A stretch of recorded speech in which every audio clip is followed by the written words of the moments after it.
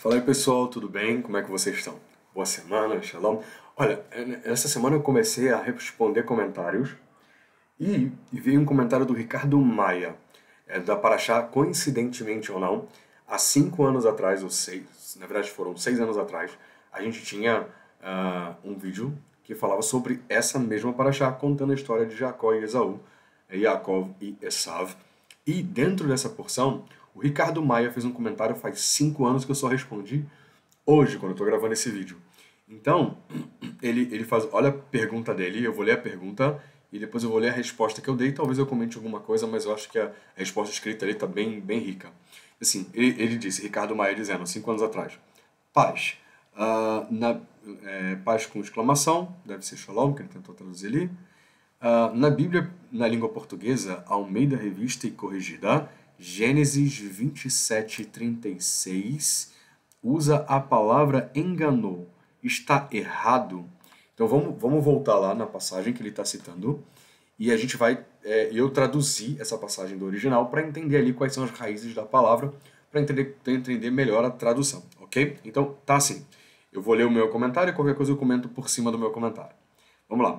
Olá, tudo bem? Vou indicar a tradução. Vou indicar a tradução que eu tenho do hebraico. E o contexto. Lembre-se que o texto precisa de um contexto, né? O pshat, né? A forma simples. Não é só o versículo, não é só a palavra, não é só a passagem, nem é só o pasuk, mas também todo o contexto que está relacionado com aquilo que a gente está lendo, tá bom? E diz o seguinte. Quem faz a citação, que ele está pedindo a referência, é Esav, é Esaú. Então tem que entender que quem é que tá comentando, quem é que está dizendo aquilo ali, para a gente encarar como verdade ou mentira.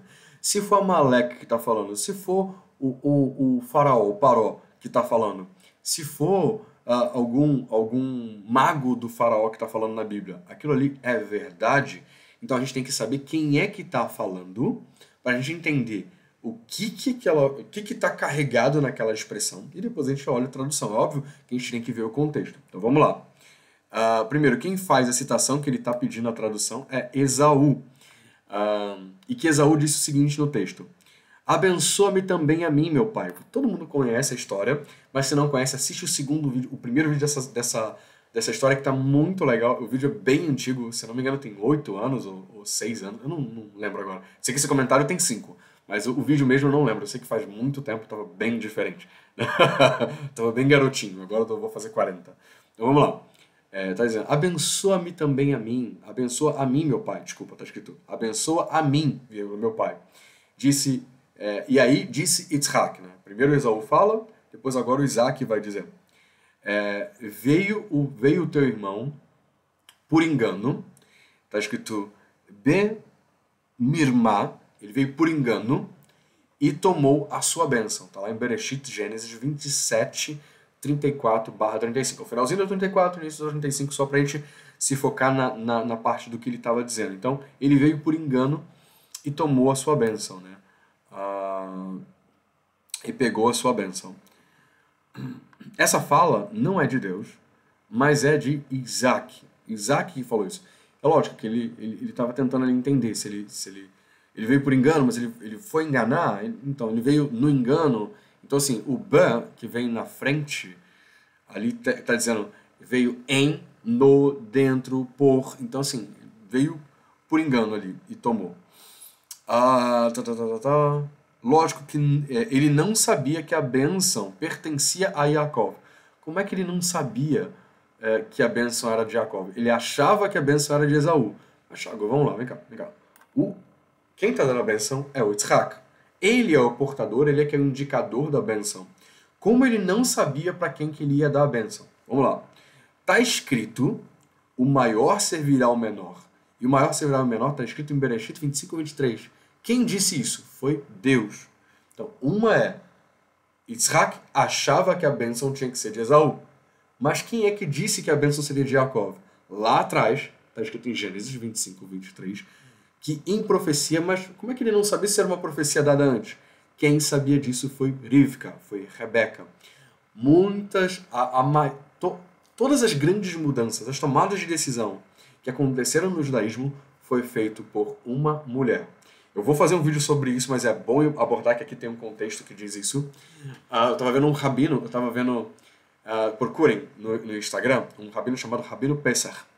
Rabino Pesach, ele fez uma postagem em inglês, tinha lá a legenda, de um rabino, não acho que não tem legenda, infelizmente, mas de um rabino comentando sobre alguém, um rabino respondendo, um rabino americano respondendo, inclusive era Sefradi, respondendo a por que o judaísmo não dá importância para a mulher historicamente. Ele estava comentando justamente que todas as principais mudanças no povo judeu, as tomadas de decisões mais importantes foram feitas por mulheres.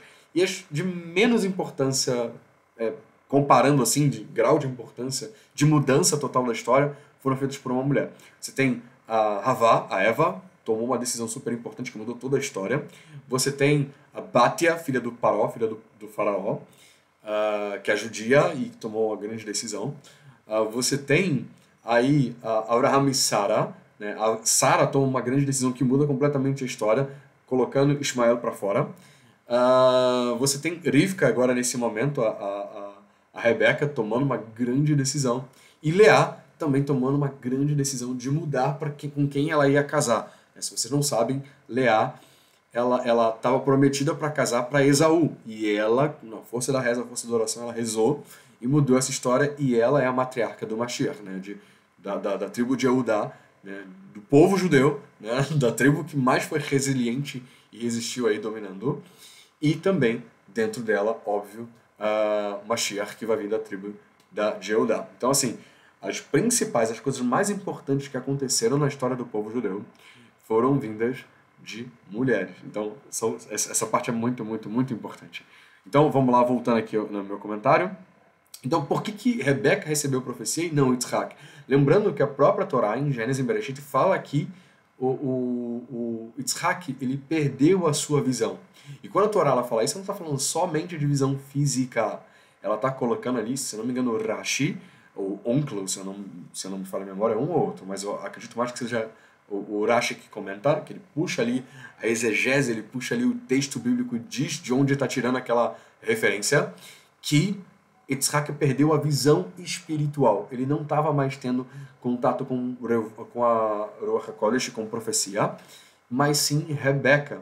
E Rebeca tinha visto que Yitzhak estava cego de profecias e que quem receberia a primogenitura seria o Jacó. Gente, lembrando, mentira é errado? Mentira é errado. Enganar uma pessoa é errado? É errado. Um dia a gente vai falar, hoje não dá tempo para eu poder explorar muito disso, talvez não sei se na próxima semana, mas eu vou tentar explorar aqui bem rapidinho. Vamos lá. Tem duas... primeiro vamos tentar responder essa pergunta para depois chegar no contexto da mentira, que, de novo, vou repetir e reforço, é errado. No vídeo anterior também dizia que era errado, só que como era da metade para frente do vídeo, muita gente nem assistiu o vídeo, já ia comentando sem assistir o vídeo completo. Então a pessoa fala, não, você está justificando a mentira e tal, não é isso, e a gente vai tentar mostrar aqui dentro do contexto também, e vamos também dar essa resposta, então fica nesse vídeo aqui que a gente vai falar, tá? Então vamos lá. No 36, já no 36, tem o texto que você no caso, a pessoa que estava comentando aqui, informou que também que era a fala de Esav, de Esaú, e não de Deus. Mas mesmo assim, vamos pegar aqui a tradução para ver o contexto. Porque lá no vídeo anterior, eu informo, lá tem um outro contexto, aqui eu estou entrando num ponto muito específico, mas aquele outro é mais completo, então assistam. Eu vou colocar no card aqui em cima, ou então aqui na descrição, e as referências que eu estou usando aqui também vão estar na descrição, com o meu comentário, com o texto hebraico, tudo para você ficar bem destrinchadinho. Mas no outro, leiam os comentários e as minhas respostas do outro vídeo também, que são muito importantes. Eu sempre respondo os comentários aqui, seu comentário é muito importante para mim, tá bom? Então vamos lá. Ele disse, aí eu vou citar aqui de Bereshit, Gênesis 27 e 36. E aí vou ler o que está escrito lá. E ele disse, o seu nome é Jacó, Yaakov, no hebraico. E ele me seguiu, Veyekveni, 2 vezes. Veyekveni, que ele fala me seguiu, as traduções no português estão enganou, mas aí está Veyekveni. A raiz dessa palavra tá em Yaakov, de calcanhar. ele me seguiu, ele me perseguiu 2 vezes, tá? Ele estava ali no meu calcanhar. Inclusive, tem um estudo aqui, que é do Pirkei Avot, Ética dos Pais. Tem uma playlist só de estudo sobre éticas dos pais, que fala que tem uma mitzvah que é pra gente seguir o calcanhar do sábio para cair o pó do pé dele em cima da gente. Lógico que é metaforicamente falando, mas aqui é a mesma coisa, me perseguiu, estava ali no meu calcanhar, estava vindo atrás de mim sempre, 2 vezes. Ele me pegou, lachnar, então aqui, lachnar, tá dizendo, e pegou a minha primogenitura. Ele não me enganou, ali no raiz não é enganar, mas sim me pegou, tomou, pegou a minha primogenitura. Lógico que foi um acordo comercial, então ali ele pode falar que foi enganado. Ele separa a bênção da primogenitura. Perceba no texto aqui, ó. Ele disse, assim, por isso que o nome dele é Jacob, porque ele fica me yakveni, ele fica me perseguindo 2 vezes. Ele pegou Lachna, ele pegou a minha primogenitura, a minha Bechorá, e agora pegou a minha Brachá. Olha só, antes ele pegou a primogenitura. Ele não estava nem aí para a primogenitura. Ele aceitou que a primogenitura, que é uma responsabilidade sacerdotal, e de primogenitura não tem a ver com dinheiro, tem a ver com a responsabilidade dos Kohanim, sacerdote. Quem iria ser como é que eu vou dizer? O povo de Israel, que não seria Israel, seria povo da bênção divina, que é carregar a Torá, que é ensinar a Torá, que é ter a responsabilidade sobre a Torá, seria Esaú e seus descendentes. Mas ele não quis isso, era responsabilidade demais para ele. Mas Abrahá, ele queria. Olha só como é que nós somos. Eu não quero a responsabilidade, como é que o ser humano é, né? Eu não quero a responsabilidade, mas eu quero a Berachá, eu quero a bênção. Gente, vamos lá. Se uma coisa segue a outra, se a responsabilidade faz com que você tenha bênçãos, né? Ação e reação, é lógico que uma coisa está ligada à outra. Não tem como você desvincular uma coisa da outra. Mas Esaú só queria só o maçã com mel. Né? Ele só queria como a gente fala, maçã com mel, só boa vida. Ele não queria a responsabilidade que está relacionada a isso. Por isso, provavelmente por isso também, que Hashem lá atrás, ele disse em profecia que o menor serviria o maior. Por quê? Porque não é... Quem não consegue ter responsabilidade com a Brachá é aquilo que como é que é o nome dele? O Homem-Aranha fala, né? Que é frase popular, grandes poderes vêm grandes responsabilidades. Então não adianta você só querer o benefício de alguma coisa se você não tomar responsabilidade sobre aquilo. Então é muito importante isso. E continuando o texto que ele mesmo estava falando, ou seja, eu não queria a primogenitura, você tomou, tá? E daí? Mas agora você pegou também a minha bênção? E aí continua o seguinte no hebraico, você não me... Aí falando com o pai, continuando, 2 pontos, e disse, você não me deu a sua bênção. Então está lá em Bereshit, Gênesis 27 e 36. Veja que Esaú não estava interessado na responsabilidade da primogenitura, mas só na bênção. Ele tinha vendido a primogenitura e não foi roubado, não foi enganado. Tanto que ele mesmo não se diz por enganado, ele não foi enganado, ele fez porque ele quis. Mas ele na verdade, estava querendo enganar o pai, porque ele vendeu a primogenitura, mas não contou para o pai. Ele queria vir como se nada tivesse acontecido. Ele não tinha mais o direito legal da primogenitura, porque ele vendeu, ele deu para outra pessoa, mas ele queria tomar a bênção. Então, sim, Yaakov enganou o seu pai. Sim, ele enganou o seu pai. Mas Esaú também estava querendo enganar o seu pai. Estava tocando a vida como se nada tivesse acontecido. Dos comentários anteriores você está... como é que é? O certo seria Esaú ter a bênção e tal. Você está querendo justificar a mentira. Não, de forma nenhuma. O certo está escrito na Bíblia, que o certo é que a primogenitura seria do menor e não do maior. É certo também dizer que a Bíblia diz que os olhos de profecia de Yitzhak estavam fechados, ele não estava conseguindo ver. Já a Rebeca, ela teve a profecia e correu atrás de seguir a profecia. Mas aqui nesse ponto, em toda a Bíblia Sagrada, nós temos, em alguns momentos, que está escrito na Torá, na Parashat, qual é o nome da Parashat? Eu não vou lembrar agora da Parashat, mas tem uma Parashat que fala que quando tiver uma coisa que tiver em dúvida, que você não consegue, que tem uma coisa que entra em choque, provavelmente, ou que você não consegue ver nitidamente que a Torá diga, você vai no sábio da sua geração, o que ele disser é Torá Mishpat. Não está dizendo que está escrito, está Está falando o que ele disser, que você não está vendo ali escrito. E o que ele disser vai ser Torá, vai ser lei e mandamento, né? Vai ser Torá Mishpat, vai ser lei e decreto, desculpa. Então, os nossos sábios, pela Torá, têm o direito de dizer quando duas mitzvot, quando dois mandamentos entram em relativamente choque, para decidir o que vai ter que ser feito. Então, vamos lá. Yaakov, ele tinha duas mitzvot. Primeiro, seguir a vontade de Deus, que era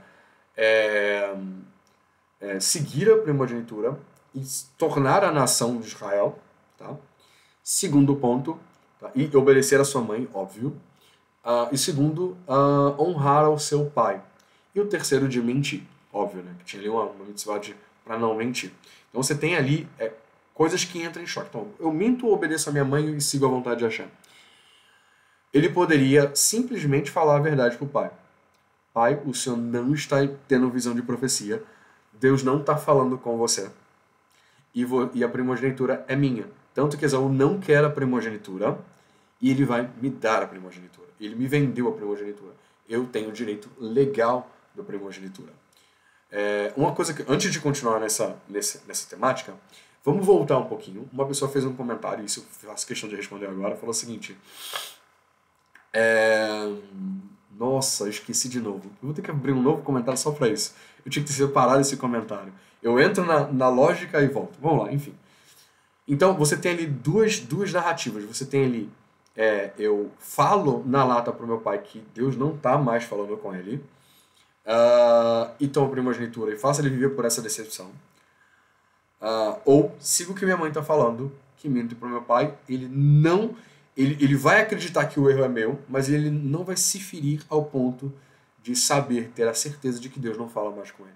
Olha só, é mais fácil eu decepcionar o meu pai comigo, ele ficar triste comigo, ou eu jogar no meu pai, descumprir a mitzvah de Kibud Avaim, de honrar aos pais, e dizer para o pai: pai, você é um grande homem de Deus, mas Deus não fala mais com você. Imagina, a dor é maior de uma decepção com o filho, uma decepção consigo mesmo para com Deus. Então, é muito difícil essa tomada de decisão, é muito difícil tomar essa decisão. Eu não sei como eu faria, mas a verdade é que, quando você tem duas coisas que entram tão choque, tão profundos, a gente vê também a grandeza de Yaakov, porque olha só, Yaakov, ele era uma pessoa que está escrito que ele é uma pessoa de honestidade. A raiz dele era ser honesto. Tanto é que ele poderia simplesmente falar para o irmão dele: não, o primogênito sou eu, a primogenitura é minha, eu não preciso nem te pagar por ela. Porque foi uma profecia, que a profecia é minha, que a primogenitura é minha. Ele podia ter falado simplesmente isso e passado por cima do irmão. Ele não passou por cima do irmão. Ele disse: irmão, olha só, você quer muito uma coisa, você é muito guiado pela sua barriga, você é muito ligado com as coisas naturais desse mundo, eu sou muito ligado com as coisas espirituais. Você quer uma coisa física e eu quero uma coisa espiritual. Vamos fazer o seguinte: eu te pago uma coisa e você me dá outra. Lembrei do que foi o comentário. O comentário não se pode pagar uma coisa que foi obtida de graça. Então, se uma coisa foi dada de graça, você não pode pagar. Lembrem-se disso, eu vou falar sobre isso. Desculpa. Bem, vamos lá. Então, ele poderia fazer isso, mas não. Ele não passou por cima do irmão e falou assim: tá aqui, é honesto, não quero te enganar, essa que é a verdade. Eu sou o primogênito, eu por direito, eu vou te pagar com comida e você me dá a primogenitura. É um acordo legal, ninguém sai enganado, todo mundo sai transparente, eu sei, você sabe, vamos nessa. Ele honestamente fez isso, ele não usurpou, ele pagou, ok. Ele poderia, todas as atitudes da vida dele eram todas pautadas em verdade, ele era trapaceado e ele fazia verdade, trapaceado e fazia verdade. Então, nele, a essência dele, segundo o Rashi também, segundo os comentaristas, segundo todos os comentários do Talmud, ele era verdade. Era um grande teste para ele ter que mentir. Então, olha só, a gente não é dado por mentira, mas toda vez que a gente sofre um desafio como Abraham era um homem de graça, de misericórdia, de ajudar as pessoas e tal. E aí Deus faz um teste muito grande para ele. Ele fala o seguinte: Abraham, eu vou te testar. Me dá o teu filho. Pô, vem cá. Eu falo para todo mundo que a minha relação com Deus é bondade, e sempre que eu me relaciono com Deus e com as outras pessoas, eu recebo as pessoas, eu tô doente, eu tô lá ajudando as pessoas, eu sinto dor, mas eu faço com que as pessoas se sintam bem, como lá os malachim, os anjos que pareciam árabes. eu vou lá, recebo todo mundo bem, eu dou comida para todo mundo, eu recebo todo mundo com um abraço, com um sorriso, como diz na Torá. E aí eu vou fazer isso com meu filho? Esse é um teste. Quando você tem um teste, na verdade, ele não é para ir a favor daquilo que você já acredita. Ele é para ir contra aquilo que você é da tua essência, para testar até onde você vai por dentro. Então, sim, ele descumpriu uma mitzvah, ele falou mentira, mas falar mentira só ia magoar o seu pai com ele. Era uma mitzvah que ele estava fazendo com o próximo. Porém, estava seguindo a vontade de Deus em primeiro lugar. Em segundo lugar, ele poderia ter feito o pai ficar magoado consigo mesmo, o que ainda seria uma dor muito maior para o pai. Imagina um grande homem de Deus, você imagina um grande rabino muito conhecido, com muitas pessoas, era o mais famoso e tal, tal, tal, e de repente uma comparação com Davi, com o profeta, fala o seguinte: olha, você estuda muito, você entra muito em contato com Deus, você reza, mas Deus não fala através de você. Imagina um filho falando para uma pessoa que está ali, que é um pilar divino, falar uma coisa dessa. Isso com certeza, né, dentro do que eu posso ver, dentro do que Yaakov viu também naquele momento, tinha duas coisas. Ele não tinha, só tinha duas escolhas ali naquele momento, ou uma ou outra. Ele preferiu fazer com que o pai dele se entristecesse com ele. Preferia magoar, que ele fosse visto como alguém que estava errado e não o pai. Então isso é importante a gente ver. Mas não existiu consequência para a mentira? Óbvio que houve. Lavan teve o mérito de poder fazer isso contra ele, porque por mais que uma coisa seja mitzvah, eu vou entrar num outro exemplo, nossa, esse ficou bem grande essa. Tá escrito que Satan, ele é um anjo, um malar, que ele nos ajuda. Deus precisava colocar livre-arbítrio no mundo e precisava fazer com que a gente tivesse um desafio para que a gente pudesse ter escolha de seguir a Deus ou fazer uma coisa errada. Então, o Satã ficou feliz. Não, eu faço esse trabalho, faço esse trabalho. Mas não é a vontade de Deus? Sim, é a vontade de Deus. Mas não foi uma missão que Deus deu? Sim, foi uma missão que Deus deu. Mas por que o Malach amava? Por que o anjo da morte vai ser castigado no fim dos dias? Porque ele foi com vontade de fazer. Então, por mais que fosse uma mitzvah, por mais que fosse o melhor caminho, mesmo assim estava errado. E Yaakov sofreu as consequências também daquilo que ele fez. Então, a gente sempre na vida vai ter várias escolhas. A gente sempre tem que escolher pelo caminho menos doloroso, pelo melhor caminho. E tem que saber que a gente tem que passar e tem que sofrer as consequências daquilo que a gente fez. Tudo que o homem planta, o homem colhe. Tudo aquilo que a gente faz, que não volta pra gente de alguma forma. É a chamada tikkun olam, é a reparação do mundo. Sempre no mundo vai ter duas forças positivas e negativas e a gente vai... Todo ato negativo gera forças negativas e assim por diante. Então, não justifica, assim... Não é que não justifica. Foi a escolha menos dolorosa, mas mesmo assim foi uma escolha que também teve seu ponto negativo, ponto errado. Sempre na nossa vida a gente tem que entender que a gente sempre tem que ter várias escolhas. Teremos muitas escolhas. E nessas escolhas nós temos que arcar com as consequências dessa escolha. Yaakov fez o certo, mas dentro do certo também tinha errado, e na parte errada ele iria sofrer as consequências. Não significa que a essência dele seja mentira, ao contrário, foi um grande teste para ele, mas, de fato, ele teve que arcar com as consequências, também na parte negativa dos seus atos, assim como eu, assim como você. Espero que você tenha gostado desse vídeo. Curte o vídeo, comenta, faz seus comentários aqui, a participação de vocês é muito maravilhosa, eu gosto, adoro de ver quando tem comentário novo nos vídeos. Tem 3 aulas, tem 3 cursos gratuitos.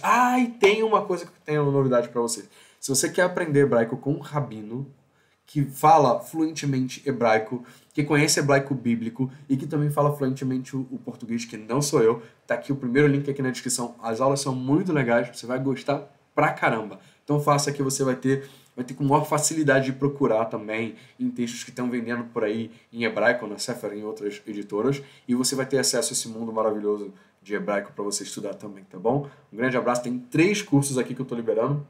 O primeiro, Pirkei Avot, que é um playlist lá no meu canal, clica aqui na imagem do meu canal, vai ter um playlist só sobre Pirkei Avot, que é a ética dos pais, com contextos e conceitos muito importantes, muito, muito importantes.